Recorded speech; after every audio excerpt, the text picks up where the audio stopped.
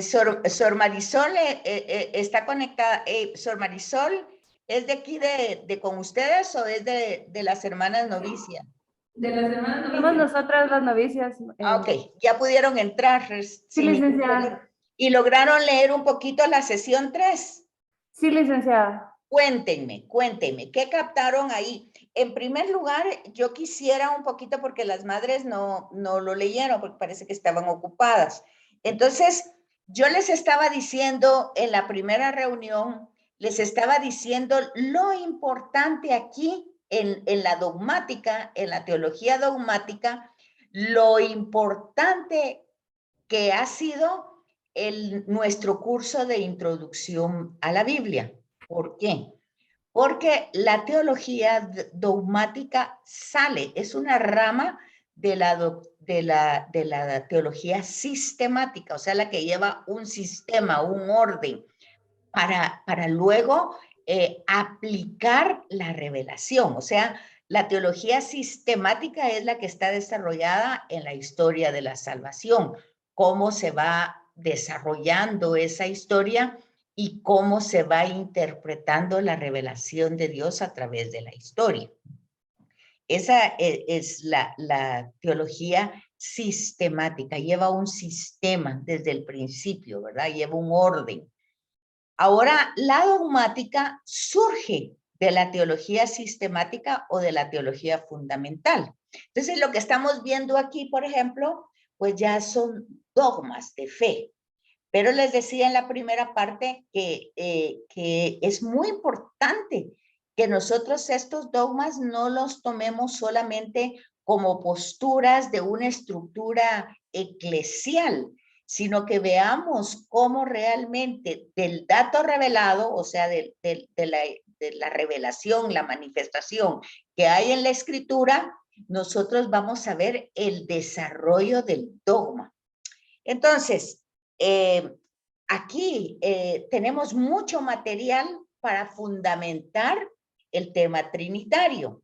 Y yo les decía que la primera situación es ver el momento en que se escriben los evangelios.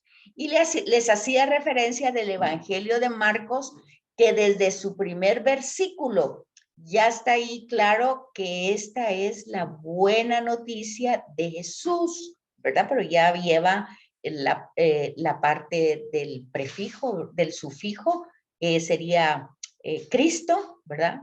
Jesucristo, o sea, el ungido, Jesús el ungido, Hijo de Dios. Entonces aquí ya tenemos el primer dato en un escrito primitivo, digamos, el año 50, dicen algunos textos de Marcos, otros dicen 60, sea como sea, es de los primeros escritos.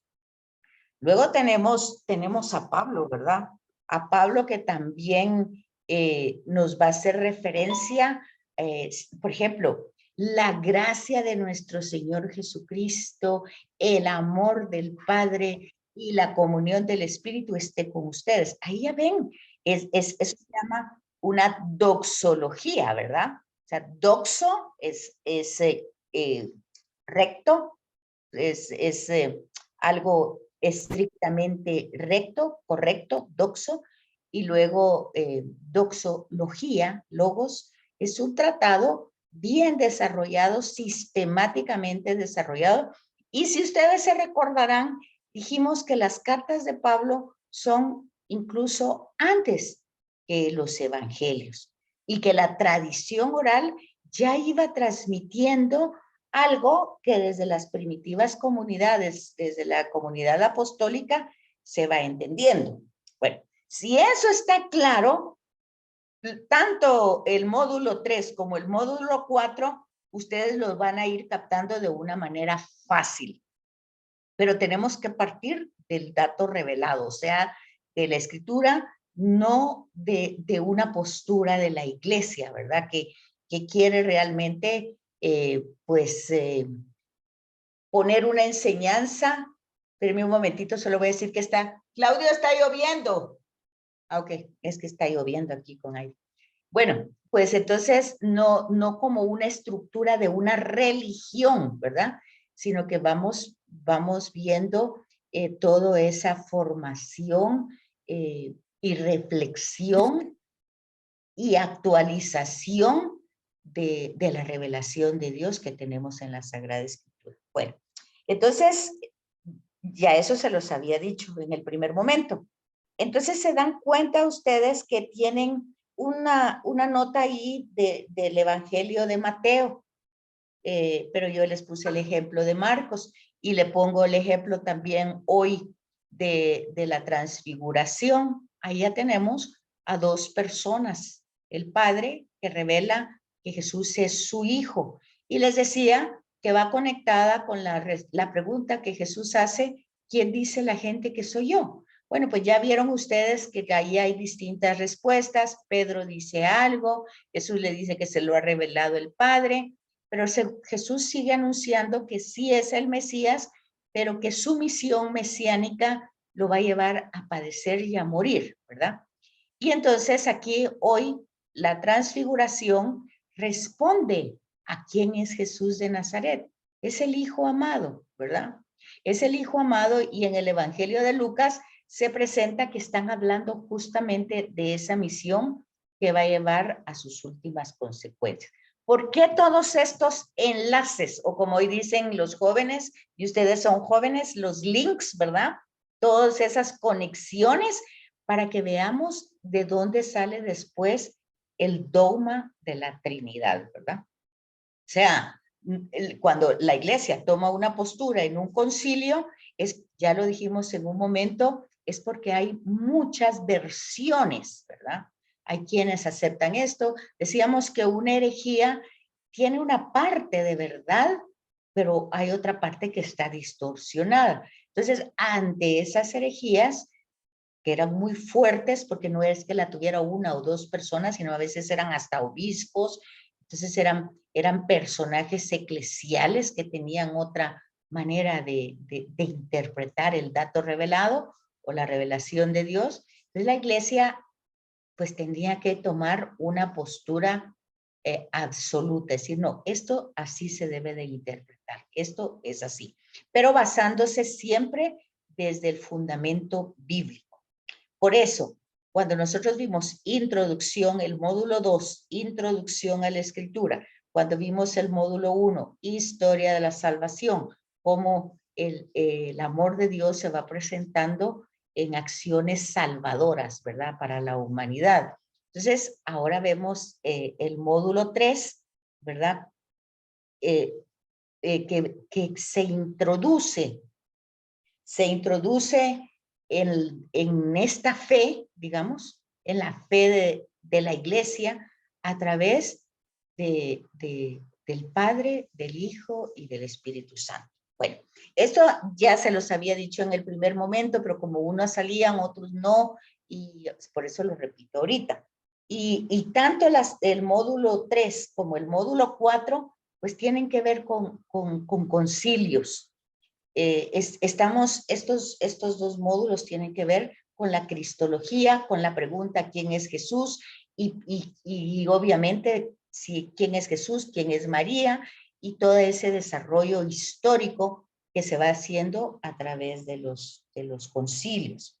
Bueno, entonces quisiera ahora que compartan un poquito,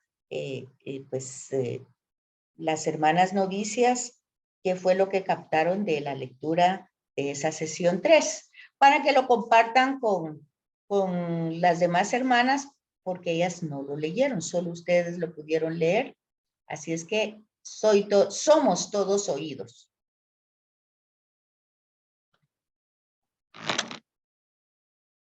Buenas tardes, licenciada. Pues nosotras, pues lo que comprendimos fue que la Santísima Trinidad es un misterio, ¿verdad? Ajá. Que por la naturaleza, la Trinidad, por naturaleza la Trinidad es una misma persona y un solo mismo Dios en tres personas. El Padre que engendra, el Hijo que es engendrado y el Espíritu quien procede. ¿Ah? que Dios está que Dios Padre está en el Hijo y en el Espíritu, Ajá. que Dios Hijo está en Dios Padre y Dios Espíritu, y que Dios Espíritu está en Dios Padre y Dios Hijo. O Ujú, sea, tres personas en un solo Dios. ujú. Ok. Em, y se fijaron que para este misterio ya sabemos, ¿verdad? Que un misterio es algo que nuestra mente no va a abarcar en su totalidad, pero sí nosotros podemos ir entrando. No es un muro en el cual nosotros no podamos saber nada, sino que sí podemos ir como entrando en ese misterio sin abarcarlo en su totalidad. Pero ahí hay que matizar dos cosas. Uno, es una sola persona, no son tres personas, es una sola persona con dos naturalezas en el caso de Jesús, ¿verdad? Y aunque ese lenguaje, el problema de la Trinidad, del dogma de la Trinidad, es el lenguaje, es saber qué es una persona, qué es una naturaleza, y por eso utiliza la palabra procedencia, procesión, es decir, el Hijo procede del Padre y del amor que hay entre el Padre y el Hijo procede. Ese amor es el Espíritu Santo. Entonces, esas son procedencias. Es una sola entidad, pero hay procedencias. Luego también utiliza otra palabra en esta sesión que es procesiones, ¿verdad? O sea, de alguna manera se entiende la Trinidad como una familia, como una comunidad familiar, ¿verdad? Donde las procesiones tienen que ver de acuerdo con las acciones, cómo se va procediendo en la historia, ¿verdad? Pareciera que está claro que al Padre le corresponde, por decir así, porque es lo primero que se revela, la creación, ¿verdad? Y luego el Hijo, ¿verdad? Tiene la parte de la encarnación para redimirnos y luego el Espíritu Santo para santificarnos. Pero eso, fíjense ustedes, que tienen que entenderlo en sentido pedagógico didáctico, pero más bien tienen que comprenderlo desde una manera más relacional, cómo es Dios, digamos. Y dice la sesión, no sé si se dieron cuenta, que dice, bueno, claramente utilizamos rasgos humanos para hablar de Dios, pero Dios no es ni una persona, ni es un papá, una mamá, o una mujer, un hombre, es una realidad totalmente diferente. Jesús, pues dice, es padre, ¿verdad? Define esa relación, define su relación, no su identidad. La relación que tiene con Dios es padre, ¿verdad? Se relaciona con él como padre. Tiene que ver con la relación. Entonces nosotros tendríamos que ir entendiendo que toda la revelación que hace Jesús de Dios, pues es por su relación, por su intimidad, por su, por su interioridad. ¿Cómo se comunica él con ese ser, ¿verdad? Pues ustedes ven en los evangelios, sobre todo en el evangelio de Lucas, vemos constantemente cómo Jesús ora, pero no tengamos la idea de una oración repetitiva, es esa intimidad que tiene con el ser, esa intimidad, esa fundición, ¿verdad? Que desde esa perspectiva, pues nosotros podemos ir entendiendo todo lo que va presentando luego el dogma, ¿verdad? El misterio de la Trinidad, que es una verdad revelada que está desde el origen, eso es lo que estamos diciendo, ¿verdad? Desde Pablo a los colosenses, que está desde el principio, antes incluso de los evangelios, que ya en el evangelio de Juan ya se ve más elaborado el proceso, ¿verdad? porque ya Jesús va definiendo que el Padre y Él es uno, que es necesario que Él se vaya para que el Espíritu pues cumpla su misión, ¿verdad? Pero nosotros tenemos que irlo entendiendo desde la revelación. No sé si tienen alguna duda, pregunta a eso o algo más que quieran añadir a esa lectura que hicieron. Sí, licenciada. También una parte donde decía que Dios Padre se ha revelado a sus hijos y que Él es el amor completo y gratuito. Dios no se distingue o no se da a conocer como hombre o como mujer, porque Él es un espíritu puro. Y que el Espíritu Santo es la tercera persona de la Trinidad que habita en la iglesia, y que también nos hablaba que en el concilio de Nicea, en el año 325, el Hijo es consubstancial, ajá, con la misma substancia, o sea, tienen la misma substancia. ¿Saben cómo uno puede hacer analogías? Por ejemplo, una analogía trina, por ejemplo, de 3, es el estado del agua, por ejemplo. El agua siempre es agua en estado sólido, líquido y gaseoso, es agua, ¿verdad? Pero hay 2 estados, pero sigue siendo H2O, ¿verdad? La substancia es la misma. ¿Captan ustedes esa analogía? ¿La captan? Sí, licenciada. Entonces, se dan cuenta que hay realidades donde nosotros podemos ver que el tema de la Trinidad, pues sí, es un misterio, pero no es un misterio que no se dé en la naturaleza también. Vemos, por ejemplo, un huevo, por ejemplo. Un huevo, pues, es el cascarón, digamos, es la clara y es la yema. ¿Se fijan? Pero son la misma sustancia. Es el huevo, pues. Es lo mismo. Entonces, nosotros podemos hacer analogías para ir comprendiendo. Incluso Santo Tomás hace una analogía totalmente diferente, ¿verdad? O sea, la mente, o sea, digamos, Dios es la suma mente, digamos, la suma matriz, la suma realidad, la totalidad, y luego, como hemos ido viendo, se va expresando en la memoria, ¿verdad? Y en la acción, pero todo eso se va teniendo como de lo mismo.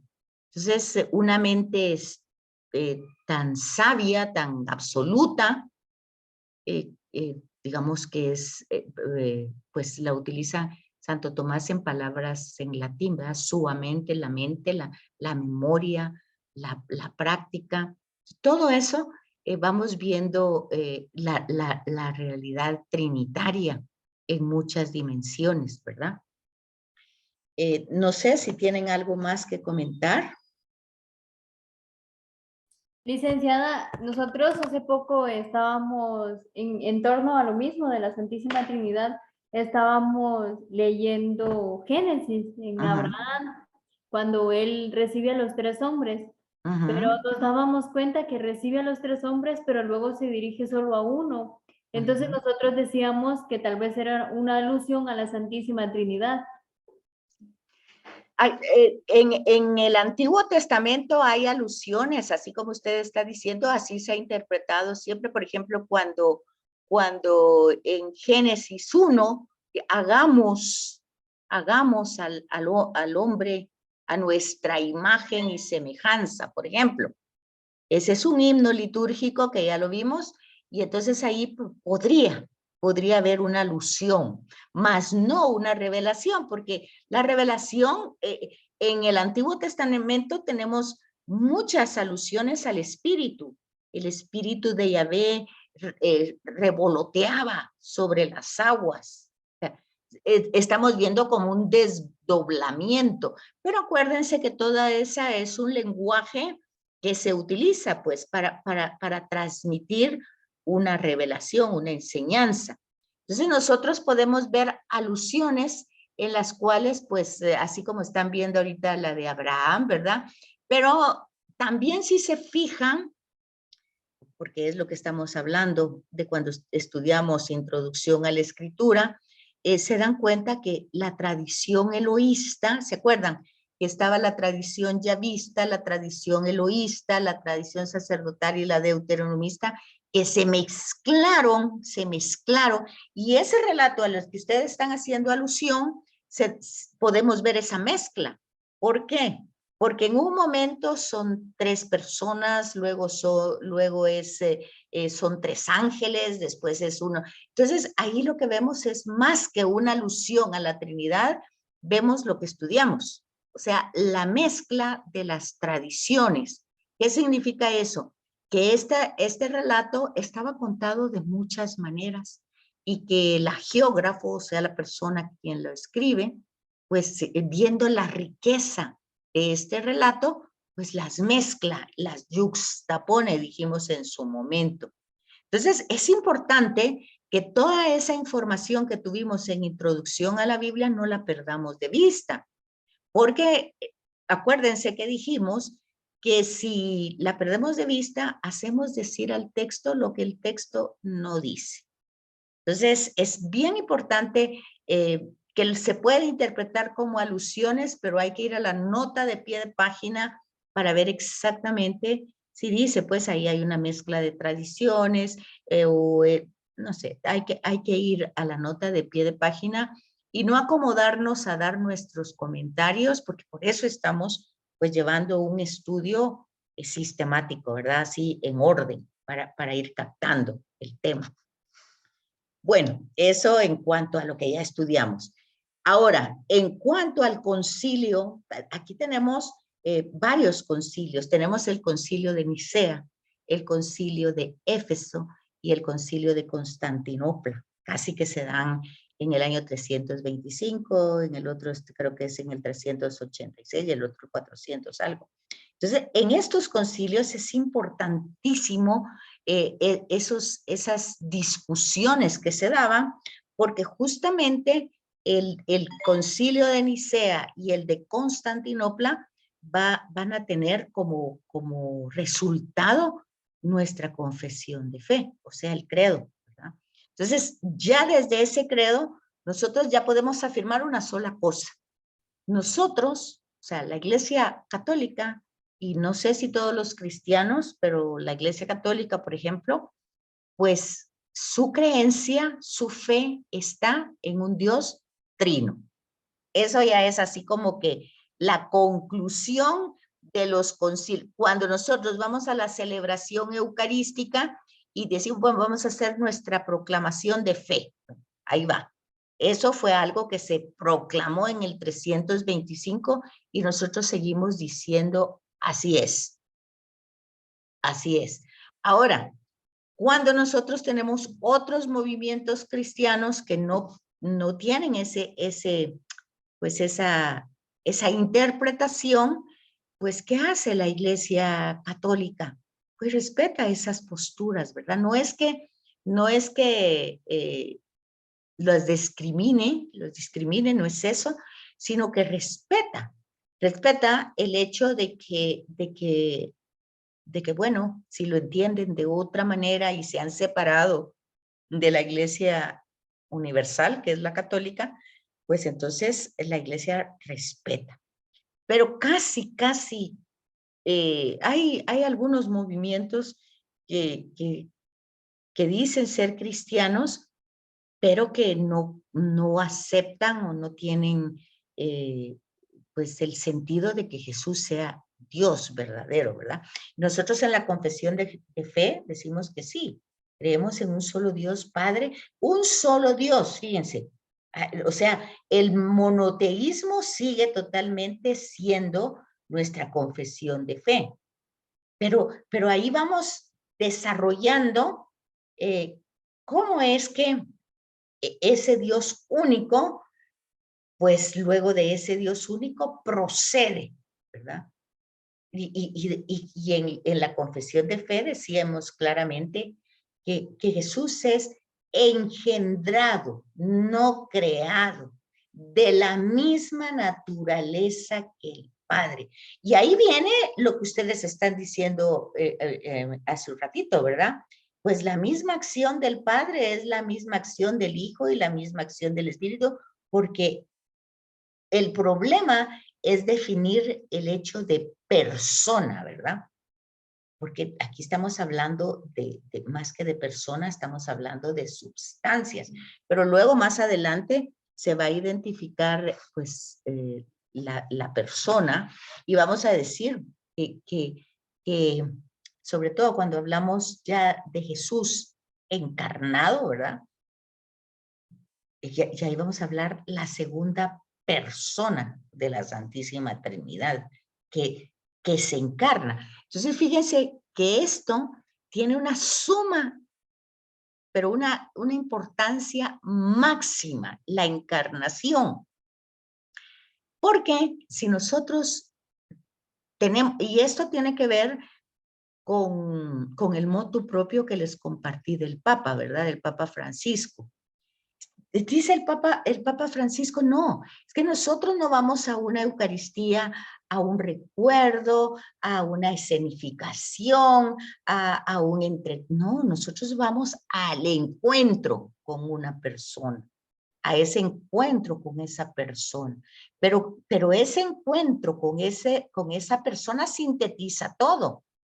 Sintetiza todo porque en la Eucaristía, ustedes ven en la epíclesis cómo la comunidad entera le pide al Padre que envíe el Espíritu para que transforma ese cuerpo y ese pan y ese vino en el cuerpo y la sangre de Jesús. Fíjense que el problema es que nosotros, nuestra catequesis bautismal es muy pobre, muy pobre. Y entonces nosotros todavía no captamos que hay ciertas, en sentido didáctico y pedagógico, nosotros pues el Adviento, que es un momento de preparación para el nacimiento de Jesús, y que luego viene la Cuaresma, que es otro momento de preparación para la pasión y muerte de Jesús, o sea, para el tríodo pascual. Pero lo que nosotros tal vez no hemos captado es que todo es la Pascua, todo es el paso de Dios mismo que se hace humano. Fíjense que si entendieron el motu propio del Papa, ustedes se van a dar cuenta cómo dice él. Es que dice, si nosotros todavía no hemos captado el tema de lo importante que ha sido la encarnación, es que es el acontecimiento máximo de la historia. Y es que es máximo, ¿por qué? Porque de alguna manera es Yahvé mismo que se hace humano, que se hace carne, que se hace persona, que se hace humano, toma un cuerpo. Imagínense que dice Monseñor Barron, es Yahvé mismo caminando. Y por eso podemos entender a Pablo cuando dice, cuando va a los griegos y les quiere dar el querigma, ¿verdad? A ese Jesús que mataron, Dios lo resucitó y bueno, y está vivo. Entonces dice, no, Dios no puede, es Dios vivo, es el Señor. Entonces dice, eso para los griegos es una locura. ¿Cómo va a ser ellos tan filósofos, tan pensantes, tan dedicados a la belleza del cuerpo, de la inteligencia? Decir, bueno, ese Dios ahí está, muerto en una cruz. Y no le aceptan a Pablo que transmita esa enseñanza.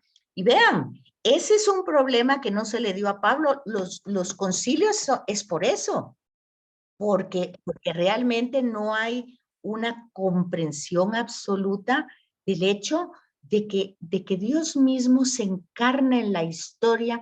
Pablo lo va a desarrollar de tantas formas bonitas, porque va a decir, es que no solamente se encarnó como judío, se encarnó como humano. Claro, lo hizo en un lugar específico, y en una raza específica y en un momento de la historia específica, pero al ser Dios, eso tiene un alcance universal. De hecho, catolicismo quiere decir universal. El alcance es universal. Es decir, cuando Jesús entra en el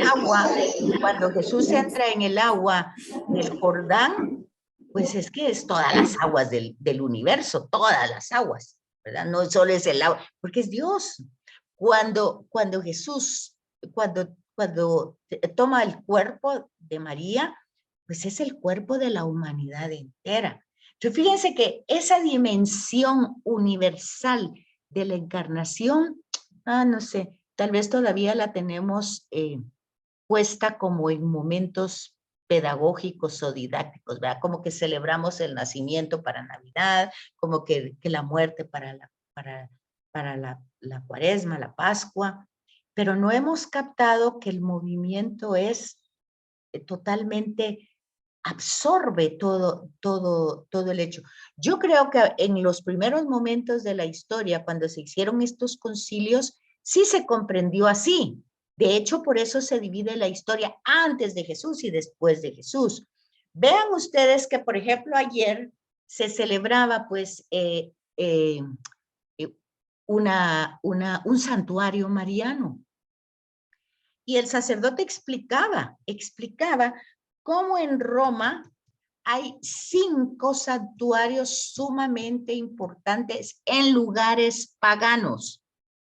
Y él explicaba por qué ayer celebrábamos, pues prácticamente María me parece que decía María de las Nieves, porque de alguna manera hay una experiencia ahí en Roma en el mes de agosto, donde no puede nevar porque es calor, y sin embargo se presenta esta manifestación de María en ese lugar, y entonces pues se va desarrollando todo una interpretación, pero en un momento donde se está cambiando del paganismo romano al cristianismo. Obviamente después de que Constantino se convirtió, ¿verdad? Porque antes de esto no era pensado porque estaban siendo perseguidos por los mismos romanos, ¿verdad?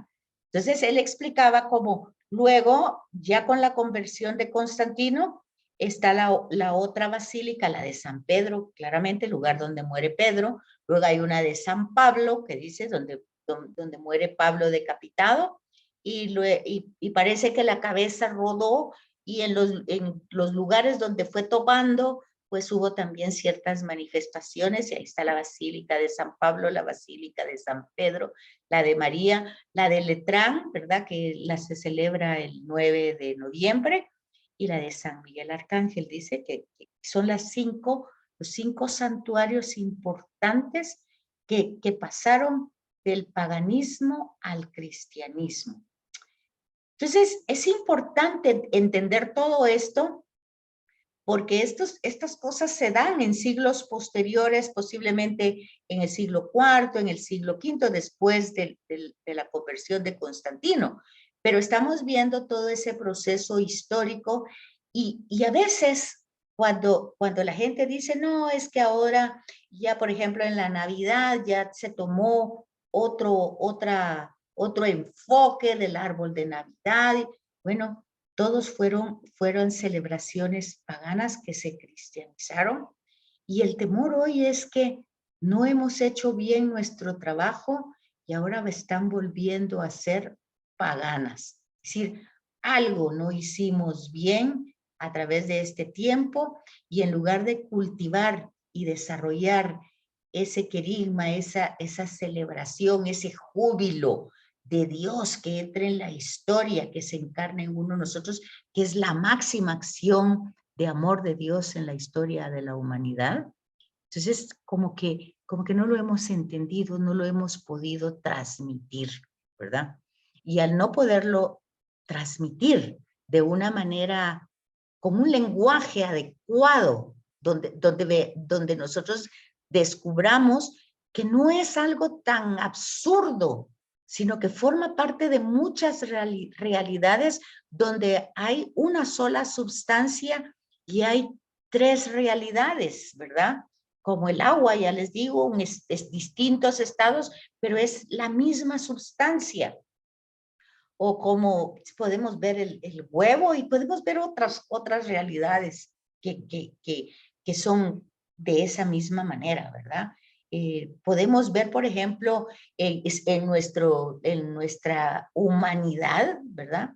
Podemos ver que nuestra inteligencia es también una mente, pero también esa misma mente es también una palabra y puede ser también un recuerdo, es una memoria, puede ser una mente, una inteligencia, una mente, una memoria.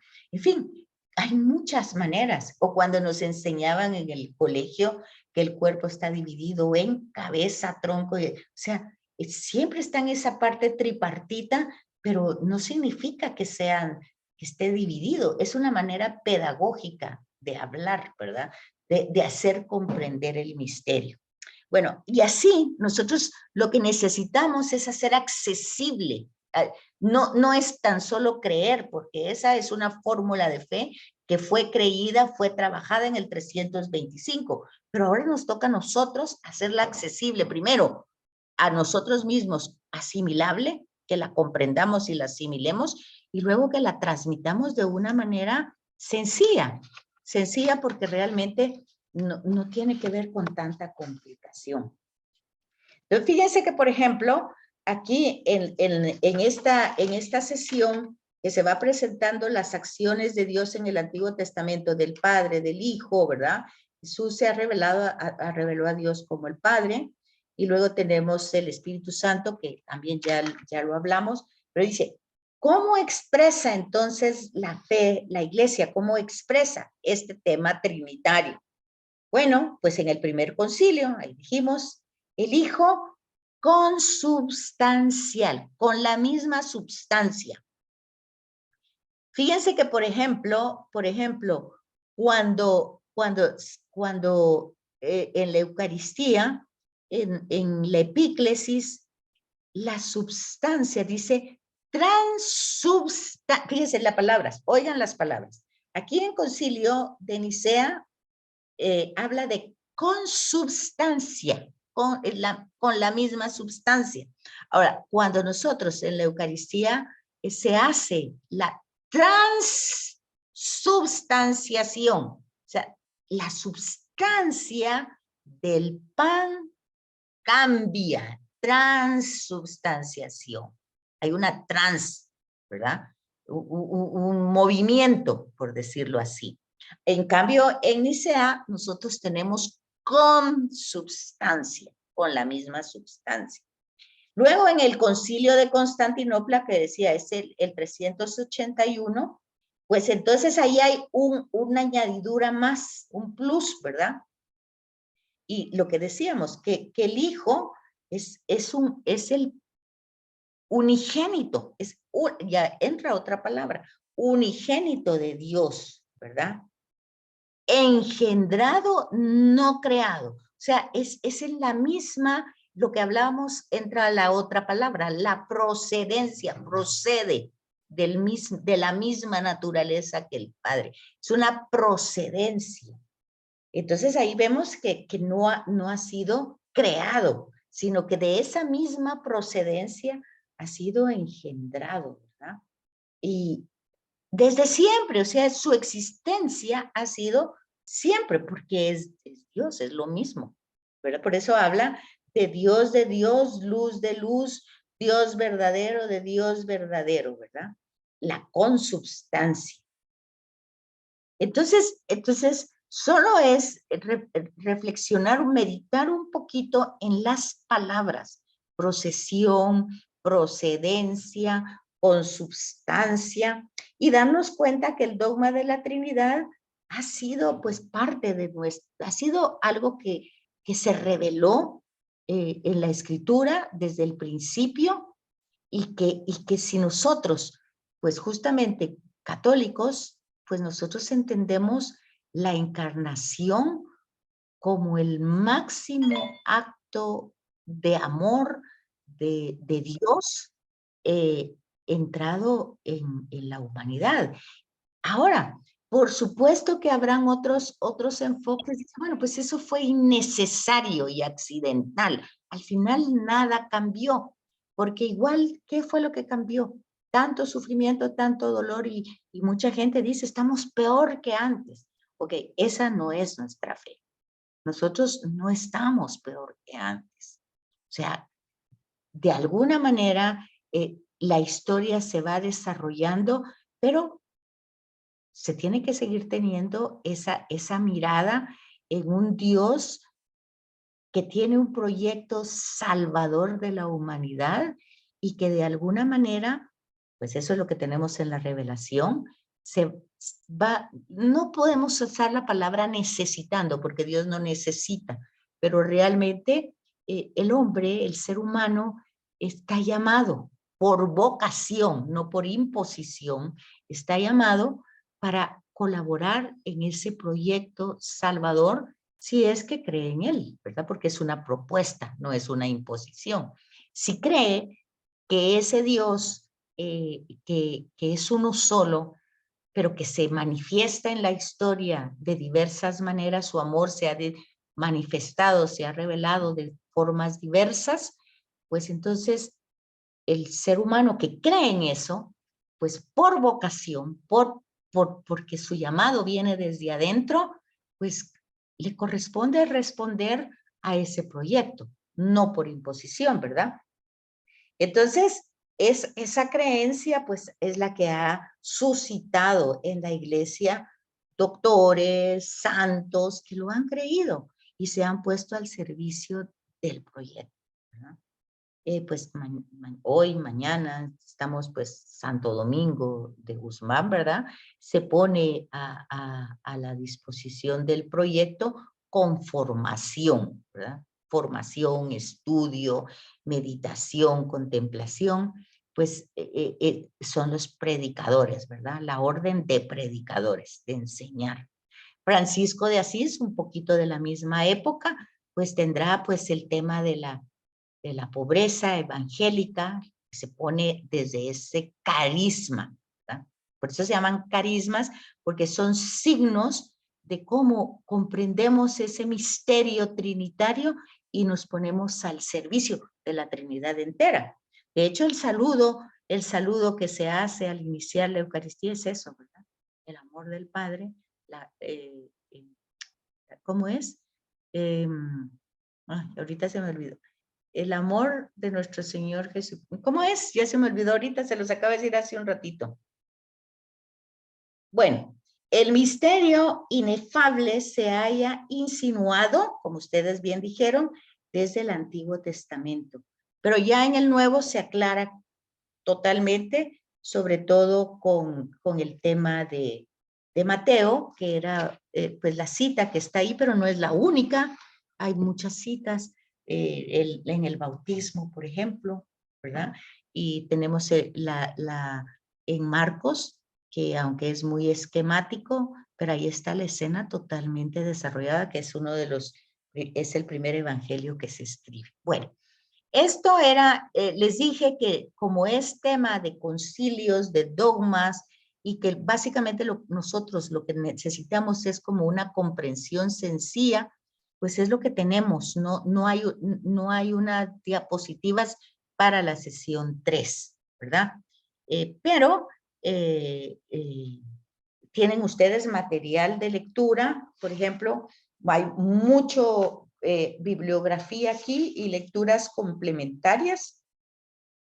Sobre todo vemos la catequesis de Juan Pablo II, ¿verdad? El rostro materno de María en los primeros, no, ese no es, ya me pasé ahorita, es que ya les iba a entrar ahorita con, lo que tenemos aquí es los documentos, básicamente están las constituciones, Lumen Gentium, Gaudium et Spes y Dei Verbum, ¿verdad? Que tenemos todo eso, todo básicamente el Concilio Vaticano, catecismo desde el numeral 232 al 56, y también tenemos todos estos, las constituciones básicamente de Vaticano II. Entonces, si nosotros tenemos deseo de entrar en el misterio, pues lo que tenemos que hacer es ayudarnos con ese material, ¿verdad?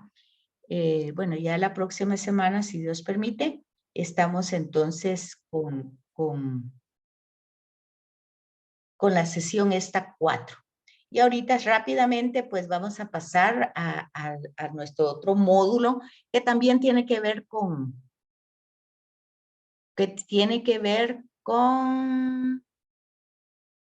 también con concilios, ¿verdad? Ahorita les voy a compartir eso. ¿Ya? ¿Lo tienen ahí? ¿Sí?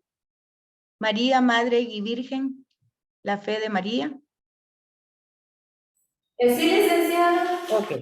Entonces, en el módulo 3 fue lo que vimos en el nombre del Padre, del Hijo y del Espíritu Santo, y que se va a continuar con otro tema trinitario la semana entrante, primero Dios. Y en el módulo 4 tenemos el tema de María, Madre y Virgen, o sea, la fe en María. Aquí nosotros lo que tenemos que entender es que el tema de la virginidad no es un tema, ya eso lo platicamos anteriormente, ¿verdad? Es un tema básicamente de comprender que la encarnación de Jesús es acción de Dios. Eso es así de sencillo. Entonces no es tema de puritanismo, ni de sexualidad, es simplemente entender que Jesús se encarna en María por proyecto salvador, voluntad de Dios que quiere entrar en la humanidad. Entonces, ese es básicamente el sentido. Y el sentido de llena de gracia, pues está siendo llena de Dios, ¿verdad? Llena de gracia, es llena del Espíritu. Y como ustedes vieron en la otra sesión, que bien lo dijeron, que son acciones de un solo Dios. O sea, lo mismo que hace el Padre, hace el Hijo y el Espíritu. Entonces, el llena de gracia es llena de Dios, está llena de Dios. Entonces, o sea, no le cabe otra cosa. Cuando uno está lleno, pues está lleno. Ya no hay nada más. Si se echa más, se rebalsa, pues se desperdicia. Entonces, María está llena de Dios. Ese es básicamente el tema central de esta sesión, ¿verdad? Pero ya saben ustedes que lo vimos también en nuestro módulo anterior, del semestre anterior, hemos visto el don de la libertad, del libre albedrío. Pues María también es un ser humano que se le pregunta, se le pide que decide cómo va a usar su libre albedrío, ¿verdad? Entonces aquí la tenemos como una mujer, ¿verdad? Que da su consentimiento para que Dios actúe en ella, ¿verdad? Que haga, de hecho, he aquí la esclava del Señor, es una síntesis muy, muy buena, ¿verdad? Porque una esclava no tiene voluntad propia, pero no porque se someta, sino porque pone a disposición. Bueno, la esclava en el tema de la esclavitud, pues es porque esa es su condición y no puede ni reclamar, ni decir, ni sugerir, ni nada, porque simple y sencillamente es, no tiene una libertad. Pero tanto en María como en Jesús, se en cuenta que son las dos realidades humanas, María se pone como esclava del Señor. Y Jesús, en el Evangelio de Juan, al lavar los pies, se pone en condición de esclavo, porque dice claramente que eso era un trabajo que hacían solo los esclavos. Un judío no podía hacer eso, y menos en medio de una comida. Para ellos las comidas eran tan importantes, pero vean ustedes el tema del desapego, del vaciarse de un ego, del vaciarse de una imagen, del vaciarse de una inteligencia, de todo, y simplemente ponerse a la disposición, ¿verdad? Ese es el tema aquí de María, ¿verdad? Ella entonces, al poner su humanidad a esa disposición, claro que nosotros vemos a figuras, porque se acuerdan que nosotros cuando vimos Introducción a la Escritura, vimos figuras donde se va desarrollando el proyecto salvador de Dios que se ponen al servicio de Dios. Abraham es una, ¿verdad? Luego Isaac, Jacob, el periodo patriarcal. Luego vemos a Moisés. Hace poco, pues, bueno, yo creo que esa lectura, no sé, no sé, en esta semana se leyó Números, pero creo que solo, no sé si fue una equivocación, porque realmente era la lectura de Jeremías. En fin, no lo sé, porque el padre no corrigió eso. Pero, pero el hecho es que en ese relato, en esa lectura de Números, pues justamente Moisés decía, ¿acaso yo, este es mi pueblo? Y acá, bueno, pues se había puesto a la disposición, aun cuando la misión le superaba, ¿verdad? Porque no podía hablar, porque tenía limitaciones como los tenemos siempre, todos, ¿verdad? Siempre la misión, siempre nos supera, porque es el proyecto de Dios. Pero ahí es donde tenemos la revelación maravillosa de su palabra, que dice, yo voy a decirlo, yo voy a hacerlo, yo voy a estar contigo, tú simplemente permite que yo lo haga. Entonces, ese es el tema ya en la plenitud del tiempo, es María. Decíamos en la anterior sesión, la nueva Israel, la nueva Eva, que se pone a total disposición de Dios, ¿verdad? Y por esa disposición, pues el Espíritu actúa en ella de una manera plena, ¿verdad? Y entonces esa acción del Espíritu que siempre es vida, que siempre es fuente de novedad, pues se realiza la obra de la encarnación, ¿verdad? Lo concibe como hombre. Y decíamos lo interesante que es la teología, porque si nosotros tomamos en serio el tema de la Eucaristía, pues vemos también ahí que el cuerpo de Jesús también pues tiene pues mucho de María, ¿verdad? En el cuerpo de Jesús está también el cuerpo de María. Entonces, no es distinto o difícil entender que María sea madre de Dios, ¿verdad? Y que de alguna manera, si ella está llena de Dios, pues hay muchas cosas que no le van a apetecer o a llamar la atención. Yo pongo el ejemplo muy vulgar, si ustedes quieren, y no sé si ya se los puse a ustedes, pero es un ejemplo que a mí me llamó mucho la atención como analogía de estar llena, ¿verdad? O sea, de estar satisfecha. Que un día regresé yo tarde del trabajo y casi no había tenido tiempo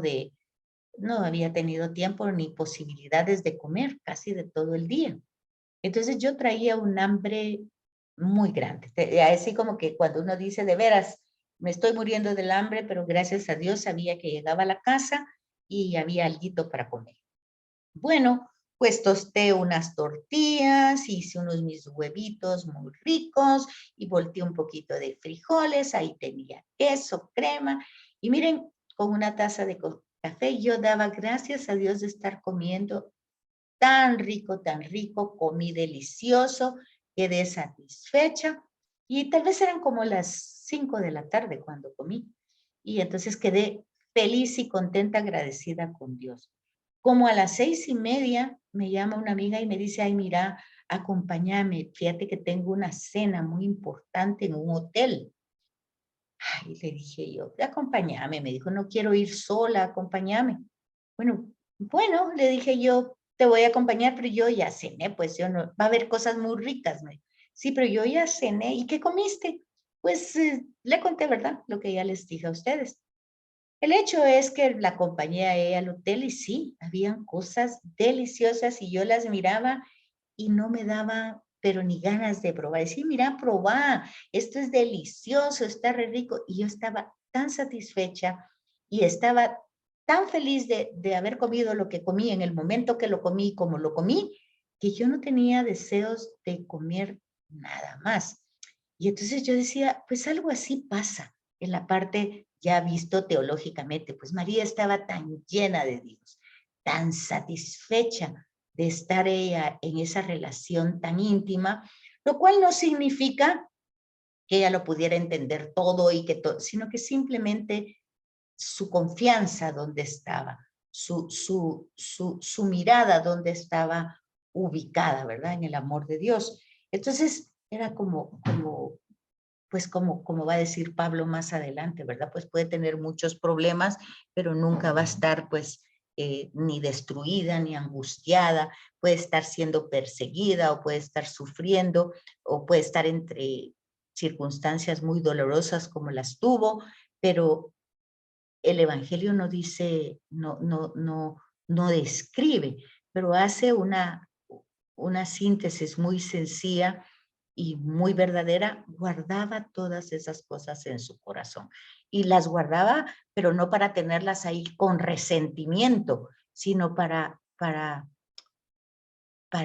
asimilarlas, para digerirlas junto con Dios, ¿verdad? Cómo se va desarrollando esa historia. Bueno, pues todo eso tendrá que ver con la pureza, la humildad, la generosidad, que básicamente en el Magnificat Jesús, María lo dice. Es Dios que ha hecho cosas grandes en ella y sigue haciendo, ¿verdad? Y ella alaba nunca a ella, sino que alaba a Dios siempre. Entonces, yo quisiera que en este momentito hagamos una pequeña dinámica. Porque se fijan que este tema de María es muy controversial con otros movimientos cristianos. Entonces, a mí me gustaría que ustedes, ¿cómo expondrían este tema de María sin lastimar, sin ofender, sin gritar, comprendiendo realmente cómo María es realmente Madre de Dios? ¿Cómo? ¿Verdad? Cómo ya en algún momento en el Antiguo Testamento se vislumbraba algún tema de cómo iba a ser el nacimiento del Mesías y cómo este Mesías, que es el Cristos, ¿verdad? Que ellos no esperaban que fuera ni Dios ni hijo de Dios, pero cuando se presenta, ya vieron ustedes la revelación en el bautismo y hoy en la transfiguración, el Hijo amado, ¿verdad? Entonces, desde esa forma, ¿cómo ustedes explicarían a las jóvenes, a otros movimientos? Porque a veces en el mismo colegio o en el mismo lugar, por ejemplo, yo doy clases en la universidad y llegan personas que no pertenecen a la Iglesia Católica y que le hacen preguntas de esta forma a uno, ¿verdad? En relación que si Jesús es Dios, que es realmente, y María, entonces, ¿cuál es su lugar? Y cómo explicamos la concepción virginal. ¿Cómo se va? Pero siempre viéndolo desde la Escritura, ¿verdad? ¿Cómo desde la Escritura podemos afirmar que María verdaderamente es Madre de Dios, ¿verdad? ¿Cómo podemos afirmar verdaderamente que es el Espíritu, el Espíritu de Dios que actúa en ella? La sombra del Espíritu se posará sobre ti, ¿verdad? Que hace 8 días creo que estábamos un poquito viendo ese anuncio, ¿verdad? Del ángel Gabriel. Y cómo el concilio le va a llamar entonces de Éfeso, la va a proclamar allí la Theotokos, ¿verdad? O sea, la Madre de Dios. Entonces, ¿cómo podrían ustedes dar estas respuestas o esta realidad?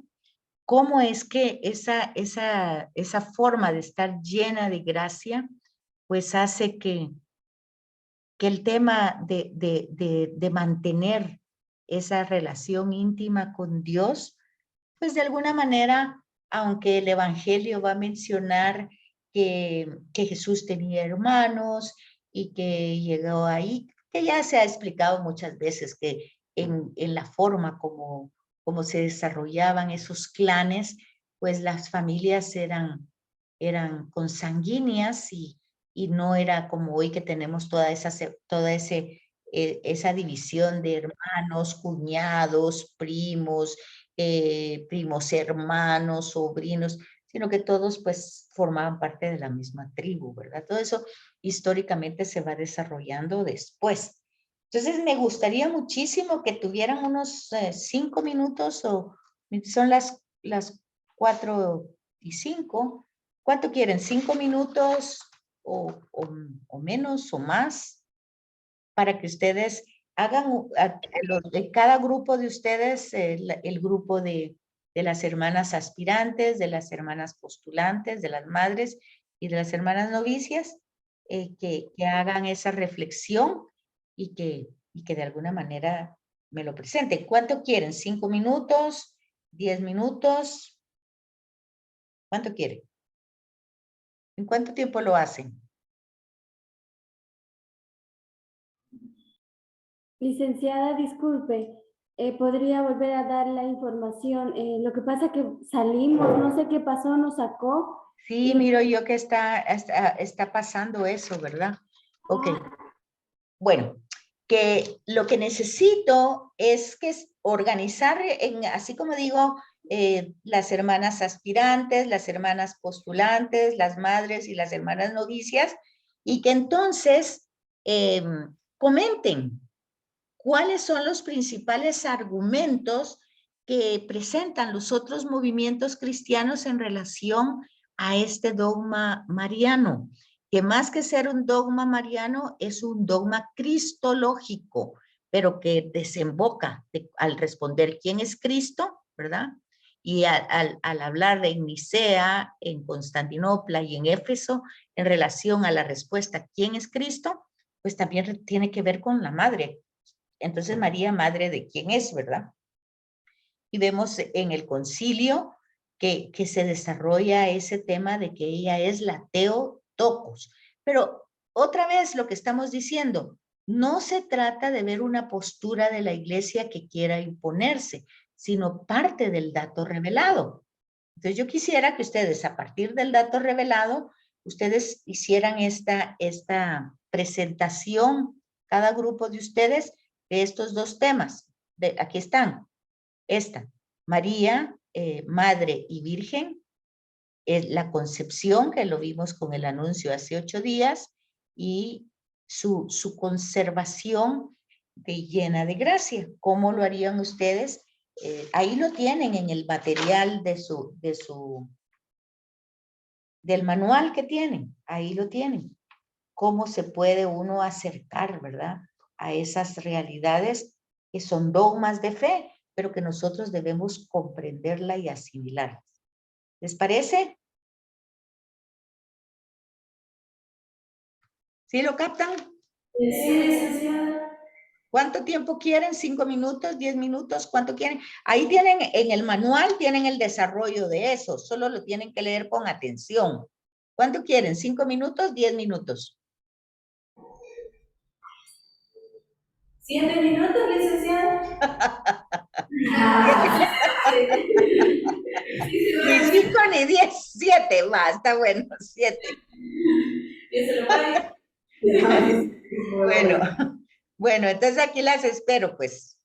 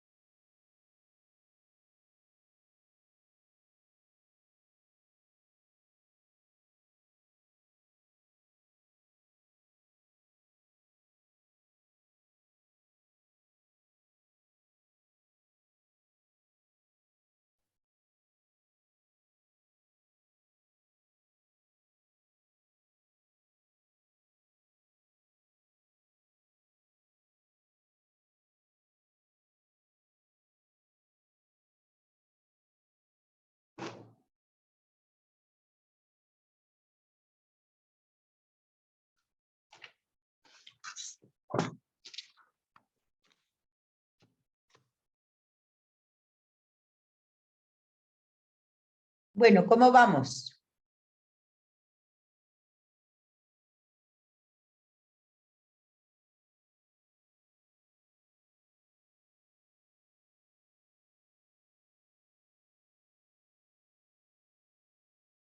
¿Ya?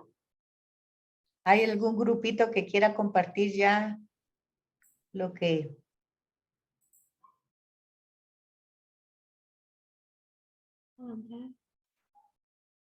¿Todavía no?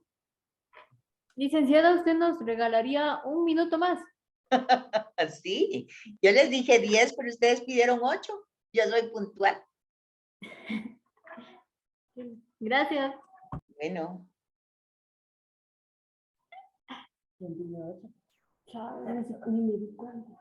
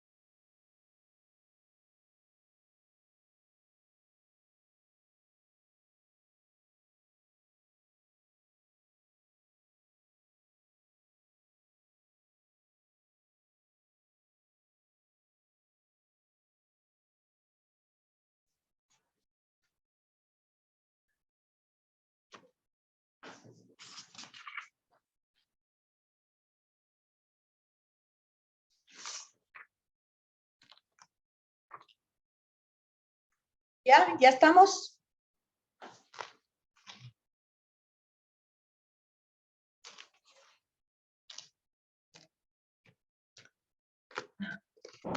Sí, licenciada. Ay, nos va a decir que nosotros. Bueno, ¿quién me hace el favor de empezar? Licenciada, ¿Qué manda? nosotras, las postulantes, llegamos como a nuestra conclusión, ¿verdad? Ajá, Podríamos explicarlo, porque es como bastante complicado entender la Madre de Dios, porque ajá, en la Sagrada Escritura nunca se menciona que María sea Madre de Dios, sino que Madre de Jesús. ajá, Entonces, para algunas personas puede decir que cómo la criatura puede crear a su creador, digamos, confundirse en ese sentido. ajá, Digamos que en un pueblo hacen a un señor de alcalde. ajá, Entonces este señor tiene una mamá, pero la mamá no lo ha hecho alcalde, sino que otras personas lo convirtieron, pero ella sigue siendo madre del alcalde. Entonces es igual madre de Dios, pero María no le dio la divinidad, sino que ella era de él. ¿Podríamos explicarlo así? Podríamos explicarlo así, sí. O sea, es cuando digamos, ahora, lo que usted decía, hoy se dice, por ejemplo, madre biológica, ¿verdad? O sea, porque lo llevó en su vientre, pero la ausencia ahí es física de José, ¿verdad? Entonces, pero José le da, como quien dice, la parte de la cultura, digamos, le dio como la raza, por decir así, culturalmente, ¿verdad? Culturalmente, las costumbres, todo, porque estamos hablando de un contexto patriarcal. Entonces, está todo el sentido, pero realmente el tema, a diferencia de todo el Antiguo Testamento, incluso en el Nuevo Testamento, Isabel, que no podía tener hijos, pues es un tema de imposibilidad de engendrar, pero al final, claro, es Dios quien actúa, pero no van a decir ustedes que el hijo de Isabel y Zacarías es exactamente la misma situación de María y José, ¿o es igual? ¿Es igual o no es igual? No, no es igual, No. claro que no. Entonces ahí hubo todo un proceso biológico normal, ¿verdad? Y tanto Zacarías como Isabel son padres biológicos de Juan, ¿verdad? Y así todo el Antiguo Testamento, los anuncios de las esterilidades de Rebeca, de Raquel, que es en el periodo patriarcal, de Sara, eran las mujeres las que no podían, porque se dan cuenta de que los hombres sí podían tener hijos, se dan cuenta, ¿verdad? Como era un periodo patriarcal, estamos hablando de tribus, ¿verdad? El patriarca podía tener a su esposa y las esclavas podían también, eran la misma esposa, ¿verdad? Entonces, hay que entender pues ese periodo donde ellos pueden tener hijos. De hecho, Abraham puede tener hijos, había tenido a Ismael y ahí ha tenido a otros hijos más, pero era Sara la que no podía, pero era Rebeca la que no puede, luego es Raquel la que no puede, o sea, son mujeres amadas por el patriarca, pero no pueden tener el hijo del ser amado. Entonces, ahí la acción es de Dios, por supuesto, pero biológicamente el nacimiento es biológicamente natural, como se desarrollan todos los nacimientos. El caso de María es totalmente extraordinario, pero si ustedes se dan cuenta del fundamento teológico, es igual al pueblo. El pueblo de Israel fue engendrado por Dios, o sea, en el Sinaí, y si ustedes se ven más adelante en la cruz, la iglesia es engendrada del costado de Cristo. Vean lo que es la teología, vean lo que es, no la reduzcan al tema de la virginidad de María, sino que vean cómo va la acción de Dios a través de toda la historia universal. No se limita al tema simplemente de la virginidad concreta, sino es una acción de Dios universal que va a dar vuelta entera a todo el proyecto humano. No sé si me captan lo que les estoy diciendo. ¿Lo captan o no lo captan tanto? Sí, sí, licenciada.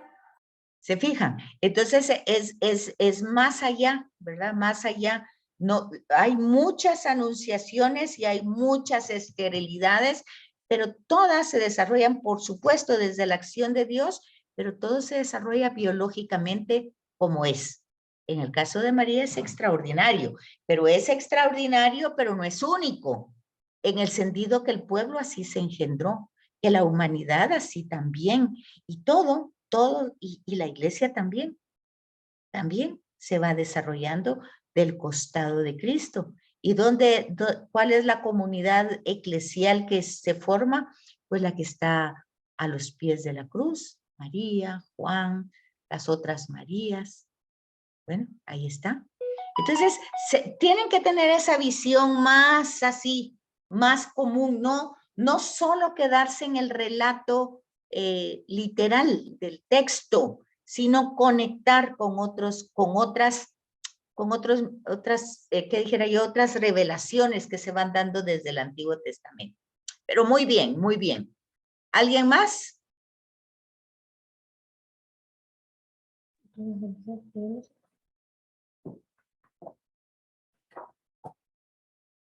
A ver, hermanas novicias.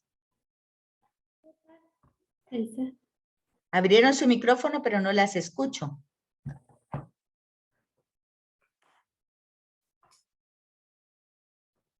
Sí, licenciada, que usted había mencionado también algo sobre Teotocos. Ajá. Estuvimos viendo que, bueno, como se dice, salió en el concilio de Éfeso. Ajá. Fue cuando autorizaron, como por decir así, que María era Teotocos, porque fue cuando unieron las dos naturalezas de Cristo, que aceptaron que Dios se hizo carne y se hizo hombre en la Virgen María. Luego, licenciada, hay otros como concilios que nos van impulsando a lo mismo, pero se van como que en cada concilio se va confirmando algo nuevo. Entonces, en el concilio de Nicea, en el 325, se proclama que se encarnó y se hizo hombre, Jesucristo en María Santísima. Y luego, en el concilio de Constantinopla, en el 381, se encarnó por obra del Espíritu Santo y de María Virgen y se hizo hombre. Entonces se agrega el Espíritu Santo y la virginidad de María. En el concilio de Éfeso, como ya decía, entonces ya se proclama que María es Theotokos, engendradora de Dios. En el concilio segundo de Constantinopla, en el 553, se proclama la encarnación del Logos, de la Santa y Gloriosa Madre de Dios y siempre Virgen. Entonces ahí se le da el nombre de Aei Parteno. ¿Sí, verdad? Sí. ¿Qué significa María siempre Virgen? Siempre virgen, sí. Pero se fijan una cosa, eso que está diciendo está perfecto, pero se dan cuenta de que todos esos pasitos que usted va viendo, que va dando los concilios, A través de los años. es a través de los años, pero es a través del dato revelado. Y no, el tema de la virginidad no es un tema biológico, sino es el tema de que realmente Jesús no es un fenómeno, ¿verdad? Aquí hay que entender cómo el himno cristológico de los filipenses, el capítulo 2 a los filipenses, ahí está claro, se anonadó, dice que Jesús no vio como algo codicioso el hecho de ser Dios. Aquí tienen que irse ustedes a Génesis. Queremos ser como dioses de Adán y Eva. Y hoy mismo la gente quiere tener poder, prestigio, placer, eso ya lo explicamos. Y entonces vemos que Jesús no ve esa parte como codiciosa y dice claro, Pablo, se anonadó. Ya dijimos que esa palabra en teología se llama kenosis, se hizo nada, pues era todo y se hizo nada. Al ser humano se hizo nada. Para nosotros humanos es un gran acto de amor de parte de Dios, pero para Dios es bajarse, es anonadarse, es hacerse nada, ¿verdad? Entonces, ahí es donde nosotros tendremos que comprender ese acto de amor. Entonces, vean que antes que el concilio está ese himno cristológico. Está ese himno cristológico que lo explica verdaderamente fácil. Entonces, ¿cómo lo podemos nosotros transmitir hoy? Pues es como un gen. ¿Cuánta gente hoy la ciencia ha desarrollado tanta claridad en tantas enfermedades que uno las puede tener, pero no las desarrolla? Pues digamos que Jesús tenía el gen de la divinidad, la tenía desde siempre, era Dios, pero no lo desarrolla. No podemos ver que cuando está haciendo milagros lo está desarrollando, ¿no? Si no, hoy no tendría sentido hoy la transfiguración. La transfiguración de hoy es un momento como de apoyo de parte de Jesús a Pedro, Santiago y Juan, como para que cuando llegue el momento difícil de Getsemaní y la pasión y la muerte, pues tengan ese momento de gloria, pero tampoco es único. Acuérdense que Isaías lo tuvo en el templo. Hay una serie de relatos que conectan con este mismo de la transfiguración. Eso es lo que yo necesito que ustedes vayan captando. No sé si me logran comprender, pero yo necesito que ustedes vayan conectando los temas con el dato revelado. Y luego que ustedes lo enriquezcan, en el caso de la próxima sesión, la 4, que ahí lo tienen ustedes, por favor leer los numerales de Gaudium et Spes. Yo para esta sesión les había dejado dos materiales que deben de leer, porque de lo contrario no logramos pues asimilar el misterio, como ya les dije.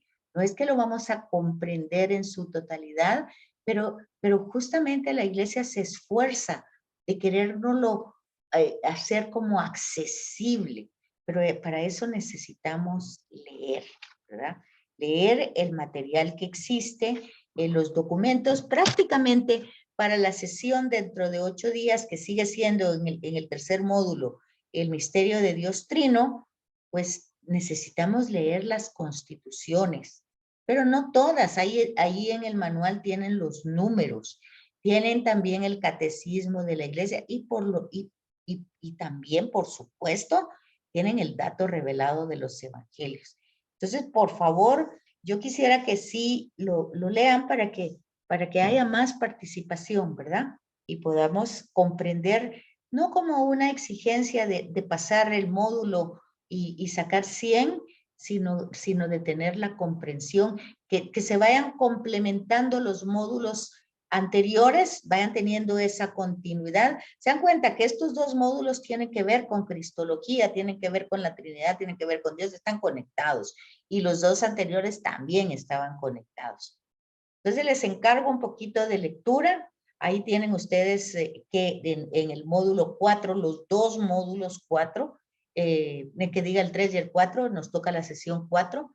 Pues entonces vean ustedes las lecturas y apóyense en eso para la mejor comprensión del tema. Así es que les agradezco mucho su participación. Ya no he dado tiempo para los demás, pero ya no les quiero quitar más tiempo porque sé que están muy ocupadas. Así es que tengan una buena tarde y si Dios lo permite nos vemos dentro de 8.